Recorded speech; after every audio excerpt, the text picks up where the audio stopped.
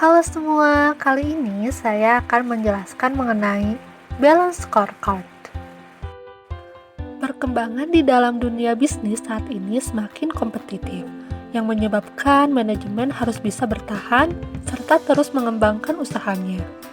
Hal inilah yang mendasari pengukuran atau penilaian suatu kinerja menjadi salah satu faktor yang penting di dalam suatu perusahaan. Dengan hasil pengukuran kinerja yang baik, maka akan menciptakan sebuah informasi mengenai keberadaan bisnis. Salah satu alat ukur untuk menilai kinerja perusahaan adalah balance scorecard. Balance scorecard merupakan suatu sistem manajemen strategi yang menjabarkan misi dan strategi perusahaan ke dalam tujuan operasional dan tolak ukur kinerja. Scorecard sendiri memiliki makna kartu skor. Maksudnya yaitu kartu skor yang akan digunakan dalam merencanakan skor yang diwujudkan pada masa yang akan datang. Sedangkan balance memiliki makna berimbang, yang artinya dalam mengukur kinerja seseorang atau suatu organisasi harus diukur secara seimbang dari dua sudut pandang, seperti keuangan dan non-keuangan, jangka panjang dan jangka pendek, intern dan ekstern. Balance scorecard memiliki 4 karakteristik, yaitu komprehensif, koheren, seimbang, dan terukur.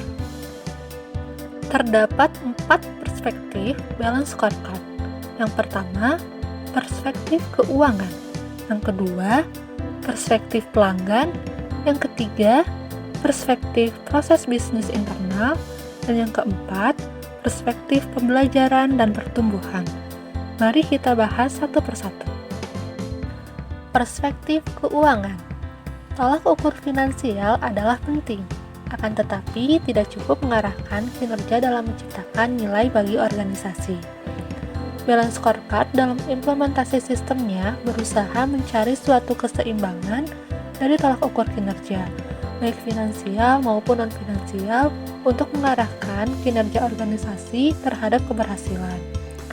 Sasaran-sasaran perspektif keuangan dibedakan pada masing-masing tahap dalam siklus bisnis yang dibedakan menjadi 3 tahap, yaitu tahap perkembangan, tahap bertahan, dan tahap panen.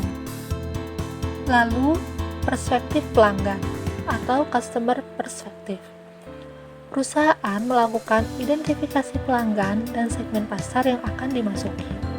Dalam perspektif ini, perusahaan menggunakan tolak ukur yang dibagi menjadi 2 kelompok, yaitu kelompok pengukuran pelanggan utama atau Core Measurement Group dan kelompok pengukuran nilai pelanggan atau Customer Value Proposition.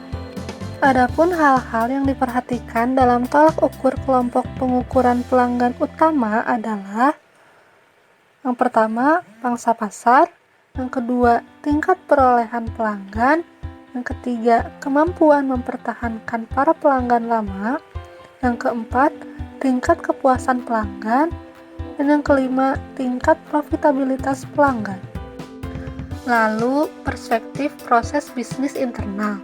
Perspektif ini menampilkan proses kritis yang memungkinkan suatu unit usaha dalam memberi value proposition yang bisa menarik serta mempertahankan pelanggannya pada segmen pasar yang diinginkan.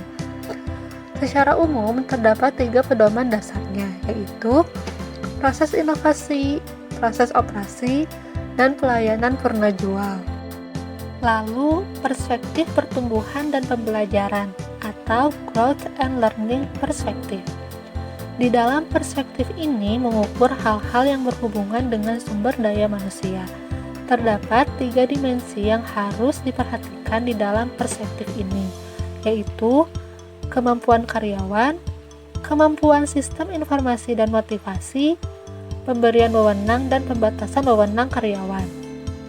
Sekian penjelasan singkat mengenai balance scorecard, mulai dari pengertian, karakteristik, hingga perspektif.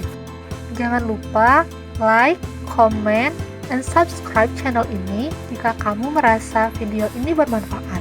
Terima kasih dan sampai jumpa.